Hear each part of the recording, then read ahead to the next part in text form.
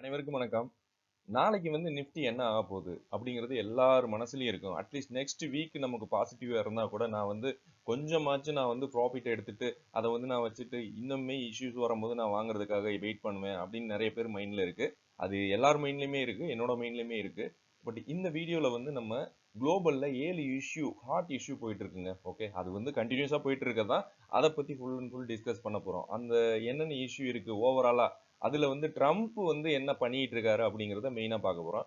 Indian மார்க்கெட்ஸுக்கு அது affect ஆகுமா இல்லையா அப்படிங்கிறது நம்ம இந்த இஷ்யூ பார்க்கும் போதே நமக்கு தெரிஞ்சிடும். பட் என்னதான் மேக்சிமம் ப்ளே பண்ணாலும் இந்தியாவுக்கு டைரக்டா இஷ்யூ வர இந்தியாவுக்கு வந்து மேக்சிமம் அஃபெக்ட் ஆகாது. இந்தியா வந்து அதாவது பிளாட் டு கன்சல்டேஷன் மோட்ல தான் போக சான்ஸ் இருக்கு. ஸோ நெக்ஸ்ட் வீக்குமே பிளாட் டு ஒரு பாசிட்டிவ் அந்த ரேஞ்சில் தான் போக இருக்கும். இந்த குளோபல் டென்ஷன் அவ்வளோ சீக்கிரமா சரி ஆகிராது. ஓகே, அப்படியே கொண்டு வந்தாலும் இவங்க ஒரு பக்கம் வேற ஏதாச்சும் புது டென்ஷனை கிரியேட் பண்ணுவாங்க. ஓகே, ஸோ அதை பற்றியெல்லாம் இந்த வீடியோவில் பார்த்துடலாம். அதுக்கப்புறம் டாலர் வந்து ஸ்ட்ராங் ஆகிட்டு இருக்கு, ருப்பி வந்து இன்னுமே கீழே போயிட்டு இருக்கு. இதுதான் மெயின் பிரச்சனை. எஃப்ஐஐ வந்து அவுட்ஃப்ளோ ஆகுறதுக்கு, எஃப்ஐ வாங்காததுக்கு மெயின் ரீசன் ருப்பி வந்து வீக் ஆகிட்டு இருக்கு. இதுதான் நம்ம மெயினாக ஃபோக்கஸ் பண்ண வேண்டியது. இதை வந்து நம்ம கவர்மெண்ட் ஏதாச்சும் ஸ்டெப் எடுத்து பண்ணாங்கன்னா நிறைய பாசிட்டிவ் சான்சஸ் இருக்கு 2026ல. ஸோ அதை இவங்க ஸ்டெப் எடுத்தால் மட்டும்தான் நமக்கு மார்க்கெட்டுக்கு வந்து எஃப்ஐ உள்ள வர சான்ஸ் இருக்கு. எஃப்ஐ உள்ள வந்தால் மார்க்கெட் வந்து பூம் ஆகும். பட் எஃப்ஐ உள்ள வரலனாலும் மணி வீக் ஆனாலும் நம்ம ஆட்கள் வாங்கிட்டு தான் இருக்காங்க. அதை பற்றி இந்த வீடியோ ஃபுல்லாக பார்க்க போகிறோம். வீடியோ ஃபுல்லாக பாருங்க, உங்களுக்கு கண்டிப்பாக யூஸ்ஃபுல்லாக இருக்கும். அதுக்கப்புறம் ஐடிசி வந்து வேணுமா, ஸோ ஐடிசி வந்து இப்போ நல்ல டிஸ்கவுண்ட் இருக்குங்கிறாங்க, அது வந்து உண்மையா அப்படிங்கிறது இந்த வீடியோவில் பார்த்துடலாம். அதுக்கப்புறம் ட்ரில் இந்த ரிசல்ட் வந்து என்ன மாதிரியெல்லாம் அஃபெக்ட் ஆயிருக்கு, இதுக்கப்புறம் இந்த ட்ரில்லுங்கிற கம்பெனி என்ன மாதிரி ஆக போகுது அதை பற்றி பார்த்துடலாம். அதுக்கப்புறம் Motherson, Epigral, premier energy, Oswal pumps, இந்த ஸ்டாக் பற்றிலாம் பார்க்க போகிறோம். நிறைய பேர் வந்து இன்னுமே கமெண்ட் செக்ஷனில் கேட்குறாங்க டெலகிராமில் ஜாயின் பண்ண முடியல அப்படின்னு. நமக்கு வந்து டெலகிராம் லிங்க்கு குரூப்பு ரெண்டுமே கமெண்ட் செக்ஷனில் ஒரு மெசேஜில் பின் பண்ணி வச்சுருக்கேன். ஸோ நீங்கள் அதை பார்த்தீங்கன்னா நீங்கள் ஈஸியாக ஜாயின் பண்ணிக்கலாம். நம்ம குரூப்பில் வந்து நிறைய எக்ஸ்பீரியன்ஸ்டு இன்வெஸ்டர் இருக்காங்க. ஸோ அவங்களோட தாட்ஸ்லாம் நீங்கள் வந்து பார்த்துக்கலாம். உங்களுக்கு தேவையான இன்ஃபர்மேஷன்லாம் அவங்க கொடுப்பாங்க கண்டிப்பாக. வீடியோ பிடிச்சிருந்தா லைக் பண்ணுங்கள், ஹைப் பண்ணுங்கள். எஃப்ஐ டேட்டா வந்து 8 ஜனவரி பாருங்கள், 3700 கோடி வந்து எஃப்ஐ வந்து எக்ஸிட் ஆகிருக்காங்க. அதே மாதிரி 5500 கோடி வந்து வாங்கியிருக்காங்க. இவங்க எவ்வளோ முன்னாடி இருந்த ஷினாரியோ அப்படி கிடையாது. கோவிடுக்கு முன்னாடி இந்த ஷினாரியோ கிடையவே கிடையாது. அது என்ன பண்ணுவாங்கன்னா எஃப்ஏ எக்ஸிட் ஆனால் இந்த பக்கமே டிஏ எக்ஸிட் ஆவாங்க. பட் இப்போ அப்படி கிடையாது. ஏன்னா மியூச்சுவல் ஃபண்ட் அந்த அளவுக்கு எஸ்ஐபி வந்து இதில் வந்து மெயினாக நம்ம பார்க்க வேண்டியது ரெக்கார்டு எஸ்ஐபி 2026 ஜனவரியிலே வரப்போகுது அப்படிங்கிறாங்க. இப்போ டிசம்பரில் வந்தது வந்து பயங்கரமான ரெக்கார்டு அப்படிங்கிறாங்க. எஃப்ஐ அதாவது மியூச்சுவல் ஃபண்ட் உள்ள வந்தது, அது வந்து எல்லா ஸ்டாக்ஸ்லையுமே இன்வெஸ்ட் பண்ணுறாங்க. ஸோ அப்போ வந்து இவங்க விற்கிறத நம்ம ஆட்கள் வாங்கிட்டு தான் இருக்காங்க. ஸோ நம்ம இவங்க வந்து எப்படி ப்ராஃபிட்டில் தான் விற்பாங்க. அப்போ அந்த ப்ராஃபிட் மேபி ஹை ரேஞ்சில் வாங்குறாங்களா அப்படின்னு ஒரு டவுட் எல்லாருக்குமே வரும். மேபி அது எப்படி வாங்கினாலும் பட் அதாவது காசு வந்து வெளியில் போகலை, இவங்க விற்றாலுமே நம்ம ஆட்கள் வாங்கிட்டு தான் இருக்காங்க. ஸோ அந்த அளவுக்கு அமௌண்ட் வந்து நம்ம கையில் இருக்குன்னு சொல்ல வரேன். அதுக்கப்புறம் டொமஸ்டிக் இன்வெஸ்டர் வந்து ஸ்ட்ராங்காக இருக்காங்க. நம்ம இதை பார்த்தாலே இப்போ தெரியும், இந்த டேட்டா பார்த்தாலே தெரியும். இவங்க எவ்வளோ வாங்குறாங்களோ அதுக்கு ஆப்போசிட்டாக அதிகமாக தான் வாங்கிட்டு, டபுள் மடங்குக்கு மேலே தான் வாங்கிட்டு இருக்காங்க ஆல்மோஸ்ட். ஓகே, அதுக்கப்புறம் இந்தியா க்ரோத் ஸ்டோரி வந்து நல்ல ஸ்ட்ராங்காக தான் இருக்குது. குட்டெல்லாம் கிடையாது, நல்ல ஸ்ட்ராங்காக இருக்குன்னு சொல்லலாம். க்ரோத் வந்து இன்னுமே இந்தியா ஆகணும். ஓகே, ஸோ அதனால இன்னுமே நல்ல ஒரு க்ரோத்தில் வர நிறைய சான்சஸ் இருக்குது. ஆர்பிஐ வந்து இன்ஃப்ளேஷன் கண்ட்ரோல் பண்ண போகிறாங்க, கண்ட்ரோல் பண்ணிட்டு தான் இருக்காங்க. இப்போ கூட 10% அந்த மாதிரி சொல்லிட்டு இருக்காங்க. பட் அது எந்த அளவுக்கு நடைமுறையில் சாத்தியமாகும் அப்படிங்கிறது தெரில. ஸோ ஃபஸ்ட்டு வந்து அவங்க கவர்மெண்ட் டிசைட் பண்ணிட்டோம். அதுக்கப்புறம் நமக்கு வந்து இன்ஃப்ளேஷன் இன்னுமே கண்ட்ரோல் ஆச்சுன்னா நமக்கு வந்து இப்போ பார்த்தீங்களா நமக்கு வந்து இந்த ஆர்பிஐ ரேட்டெல்லாம் கட் பண்ணாங்க, ரெப்போ ரேட்லாம் கட் பண்ணாங்க. ஸோ அந்த மாதிரி ஒன் பை ஒன் இவங்க வந்து ரிடியூஸ் பண்ணி கொண்டு வந்தாங்கன்னா, பட் இதில் இன்டெரக்டாக அஃபெக்ட் ஆக போனது எஃப்டியில் இன்வெஸ்ட் பண்ணி வச்சுருக்கவங்க. எஃப்டியில் ரிட்டர்ன் வரும் அப்படின்னு எதிர்பார்த்தவங்க தான் இதில் வந்து கஷ்டப்பட போகிறது. பட் மார்க்கெட்ஸுக்கு அது சென்டிமெண்ட் பாசிட்டிவாக தான் இருக்க சான்ஸ் இருக்குது.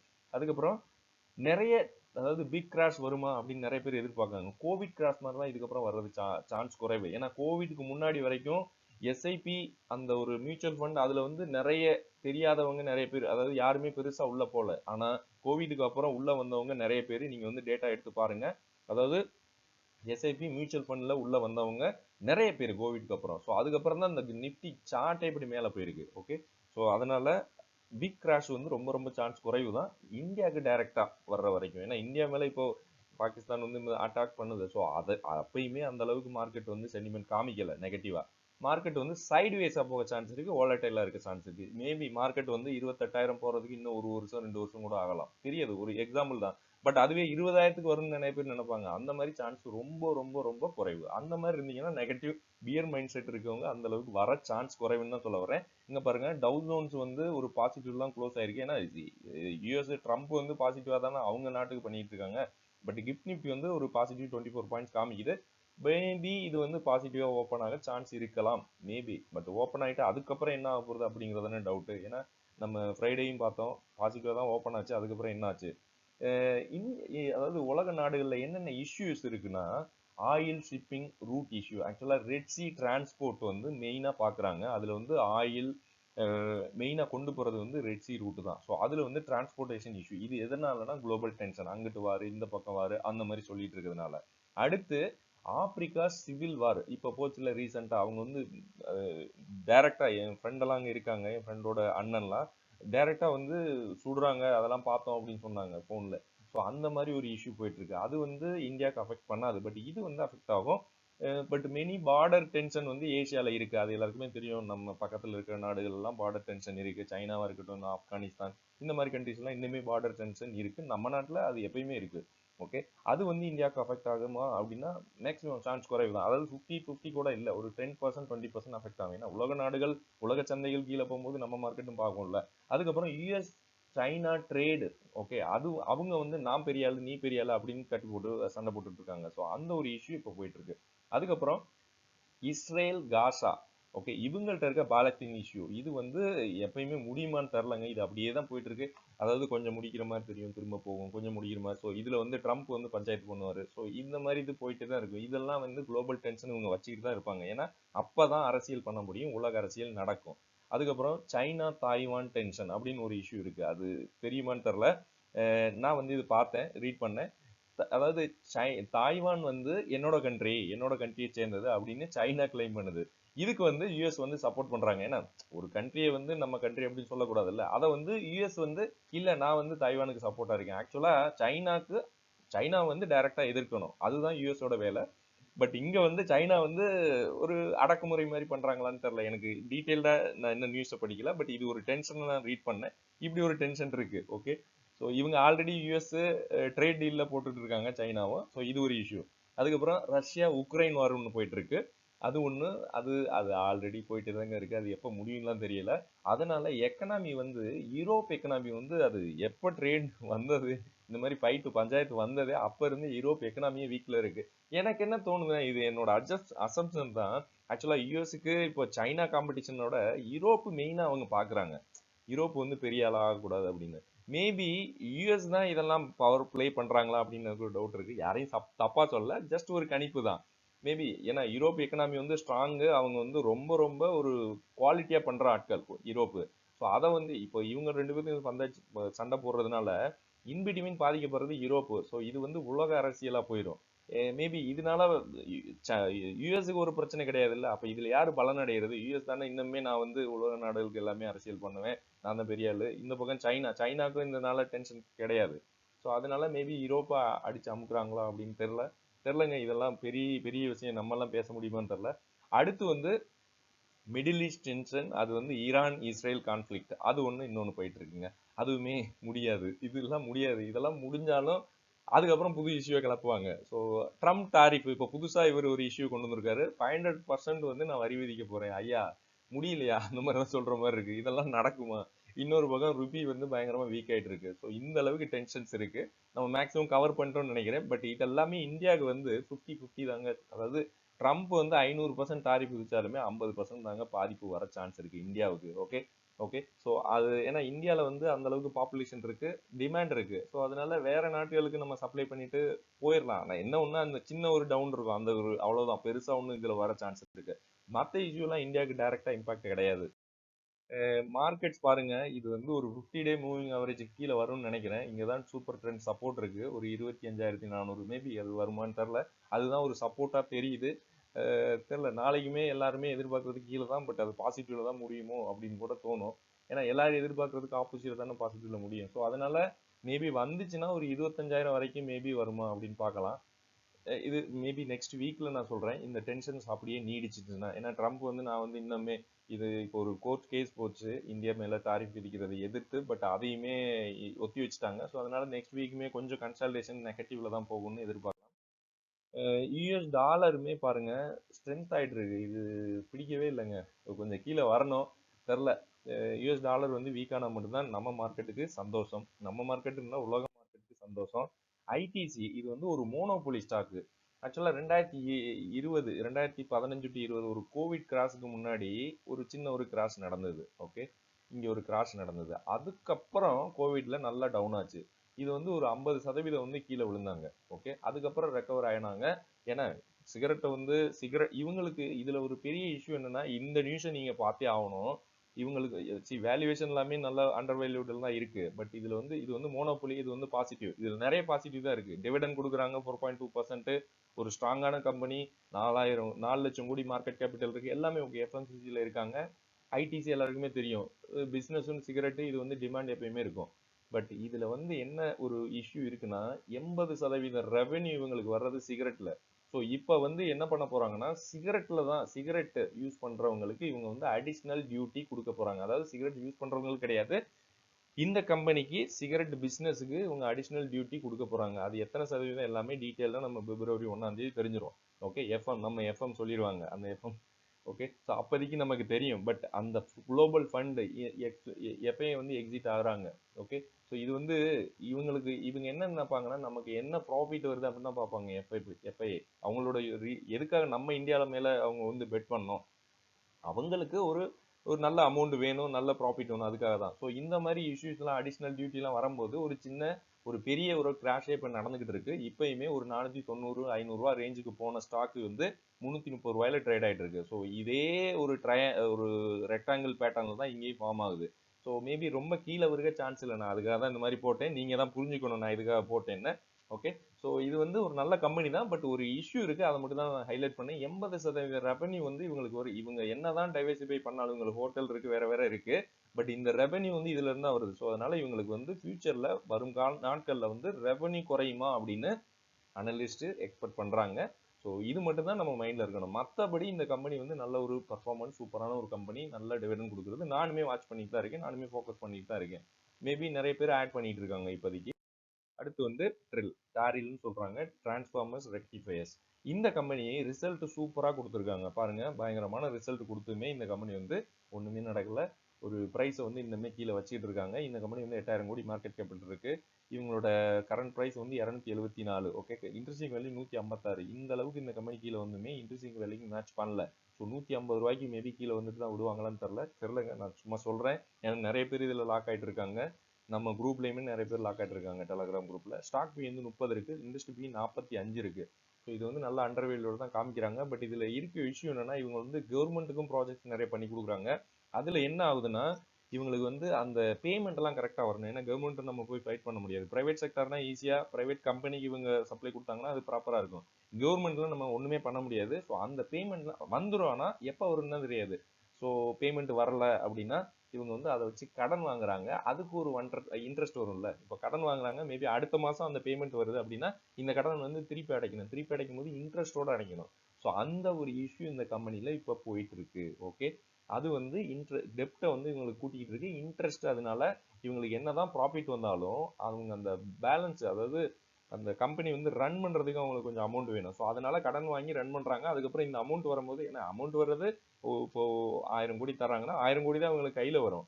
பட் இவங்க அந்த 1000 கோடி மேனேஜ் பண்ண ஒரு கடன் வாங்குறாங்க. அதுக்கு ஒரு இன்ட்ரெஸ்ட் வரும். ஸோ இந்த இன்ட்ரெஸ்ட் எக்ஸ்ட்ரா ஆகுது. அது வந்து கம்பெனிக்கு வந்து ஒரு டெப்ட் மாதிரி மாறுது. ஸோ அந்த மாதிரி ஒரு இஷ்யூ இந்த கம்பெனில போயிட்டு இருக்கு. அது வந்து மேபி இப்போ வந்து இன்னொரு இஷ்யூ என்னன்னா, சிஇஓ வந்து முகில் ஸ்ரீவஸ்தவா அப்படிங்கிறது வந்து ரிசைன் பண்ணியிருக்காரு. அது வந்து ரிசைன் பண்ணிட்டாரு. 7th இவரோட லாஸ்ட் டியூட்டி.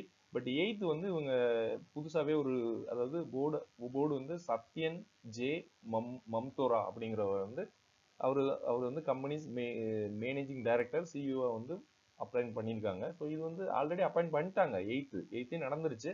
இருந்தாலும் மேபி நாளைக்கு தான் தெரியும் இதோட இம்பாக்ட் எப்படி இருக்கு அப்படின்னா. இன்னொரு இஷ்யூ வேர்ல்டு பேங்க் கேஸ் வந்து ஒன்று போயிட்டு இருக்குங்க. அது வந்து இன்னுமே எக்ஸ்பிளனேஷன் பெண்டிங்கா இருக்கு அப்படின்னு நினைச்சு இன்னுமே மேலே போகாம இந்த ப்ரைஸ் எல்லாம் கீழே வச்சிட்டு இருக்காங்க. மற்றபடி இந்த கம்பெனியில் நல்ல ஒரு பெர்ஃபார்மன்ஸ் சூப்பரான ஒரு கம்பெனி தான். ஸோ இதெல்லாமே ஒரு டெம்பரரி இஷ்யூஸ் தான் நான் பேசிகிட்டு இருக்கேன். பெருசாலாம் இந்த கம்பெனியில் வேறு எதுவும் இல்லை.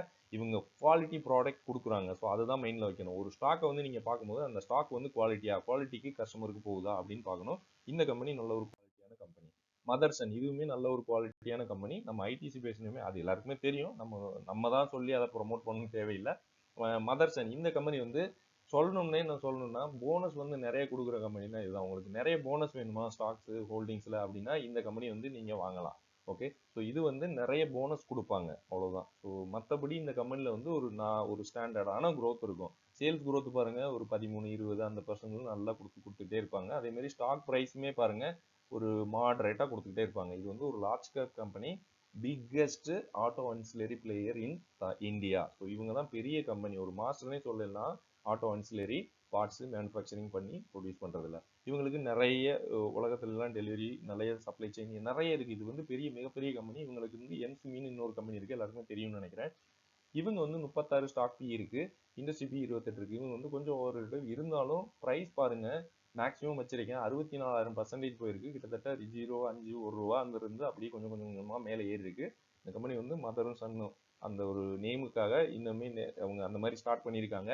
இன்னொன்று டெப்ட் வந்து 14,000 கோடி இருந்தது, இப்போ 19,000 கோடியாக மாறி இருக்கு. பட் இவங்களோட மார்க்கெட் கேபிட்டல் வச்சு கம்பேர் பண்ணும்போது ஓகே தான் அப்படின்னு தோணுது. டெப்ட் ஈக்விட்டி பிஜி ரேஷியோலாம் நல்ல ஒரு பர்சன்டேஜ் தான். இவங்கள்ட்ட வந்து ப்ரொமோட்டரு கொஞ்சம் கம்மி பண்ணிட்டு இருக்காங்க. பட் இருந்தாலும் 48% இருக்குது ஓகே தான். பட் இதில் கொஞ்சம் பிளச் பண்ணியிருக்காங்க 1% அந்த மாதிரி. ஸோ அதனால தான் டெப்ட் கொஞ்சம் கூடி இருக்கு. ஸோ இவங்க வந்து கொஞ்சம் கடன் பிரச்சனைகள் இருக்கும்னு நினைக்கிறேன். மேபி ப்ரைஸ் வந்து ஒரு 2025 இது கொஞ்ச நாளைக்கு முன்னாடியெல்லாம் இது வந்து ஆல் டைம் வீக் டச் பண்ணிட்டு இப்போ வந்து சின்ன கரெக்ஷன் போய் எகெயின் மேலே போயிட்டு இருக்கு. மற்றபடி இந்த கம்பெனியில் பெருசாலாம் இல்லைங்க, பெரிய நெகட்டிவ் நியூஸ் அப்படிலாம் கிடையாது. ஒரு நல்ல நியூஸ்னால் காஞ்சிபுரம்ல வந்து நியூ இன்வெஸ்ட்மெண்ட் பண்ண போகிறாங்க. இவங்களோட சப்சிடரி வச்சுட்டு பிஎல்ஐன்னு நினைக்கிறேன் 1900 கோடி வந்து இன்வெஸ்ட்மெண்ட் பண்ணுறதா சொல்லிட்டு இருக்காங்க. ஸோ இது வந்து ஒரு நல்ல நியூஸ். இந்த கம்பெனி வந்து ஒரு ஸ்டாண்டர்டான க்ரோத்து, எனக்கு வந்து பெருசாலாம் கிராஸ் ஆகக்கூடாது அப்படின்னா இந்த கம்பெனி வந்து நல்ல கம்பெனி. இன்னொருத்தர் வந்து பிரீமியம் எனர்ஜி ஒஸ்வால் பம்ப்ஸ் இந்த 2 ஸ்டாக்கை பற்றி கேட்டிருந்தாங்க. அது ரெண்டுமே இந்த வீடியோவில் போட்டிருக்கேன். அதாவது இதில் வந்து பிரீமியர் எனர்ஜி இருக்கு பாருங்க, இங்கே போட்டிருக்கேன் பாருங்க, இந்த தம்ப்லைனில் பாருங்க. அடுத்த தம்ப்லைனில் வந்து ஓஸ்வால் பம்ப்ஸை பற்றி போட்டிருக்கேன். நீங்கள் வந்து டைம் இருக்கும்போது இதை பாருங்க. அடுத்து வந்து எபிக்ரல் இந்த கம்பெனியை பற்றி கேட்டிருக்காரு. இது வந்து speciality chemical and integrated chemical manufacturer. ஒரு கம்பெனி இருந்ததுன்னா இன்டெகிரேட்டட் பண்ணிட்டாங்க அப்படின்னா அது வந்து நல்ல ஒரு கியரப் ஆகும் ஃபியூச்சர்ல அப்படிங்கிறது ஒப்பீனியன், என்னோட ஒப்பீனியன். எப்படின்னா அவங்க தேவையான எல்லா பொருட்களும் உள்ளேயே இருக்கும், அவங்களுக்கு தேவையான மேனுஃபேக்சரிங் கெப்பாசிட்டி எல்லாமே உள்ளேயே இருக்கு. இந்தியாவில் வந்து நல்ல நேம் இருக்குங்க இந்த கம்பெனிக்கு எபிக்ரல். இவங்க வந்து நல்ல அண்டர் வேல்யூடு தான். ப்ரைஸை பாருங்கள் 1100. இது வந்து இன்ட்ரெஸ்டிங் வேல்யூ 2600. ஸ்டாக் பி வந்து 12 தான் இருக்குது, இண்டஸ்ட்ரி பி 27 இருக்குது. ஆக்சுவலாக கெமிக்கல் செக்டர்லாம் பூம் ஆகுது, அது ஒரு சைக்கிளிக் தான். ஓகே, அந்த சைக்கிளில் பூம் ஆச்சுன்னா இதெல்லாம் எங்கே போய் நிற்குன்னு தெரில. ஏன்னா 4000 கோடி தான் மார்க்கெட் கேபிட்டல் இருக்குது. ப்ரைஸ் பாருங்கள் 1100 வச்சுக்கிட்டு இருக்காங்க. அதனால ப்ரைஸ் வந்து நல்ல வேல்யூவேஷனில் தான் இருக்குது, நல்ல அண்டர் வேல்யூவில் தான் காமிக்கிறாங்க. இதில் வந்து டிஐ வந்து இன்க்ரீஸ் ஆகிறாங்க, அது வந்து பாசிட்டிவ். ரீட்டைல் வந்து டிக்ரீஸ் ஆகிறாங்க, அதுவும் பாசிட்டிவ். நல்ல ப்ரொமோட்டர் தான், டெப்ட் இல்லை, நல்ல ப்ரொமோட்டர். 68% ப்ரொமோட்டர் ஹோல்டிங் இருக்கு.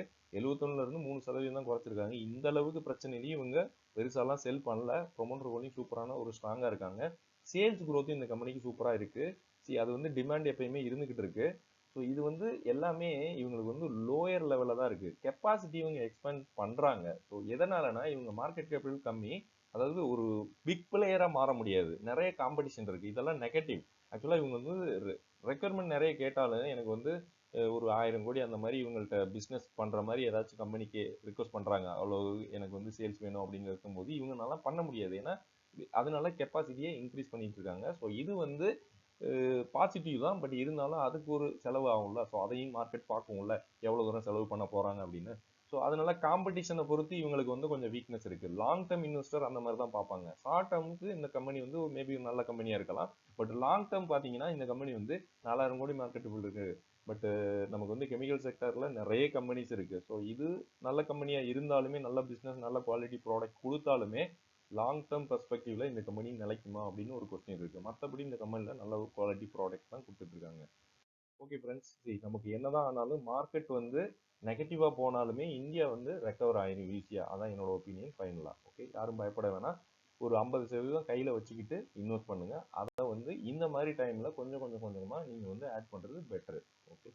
நன்றி.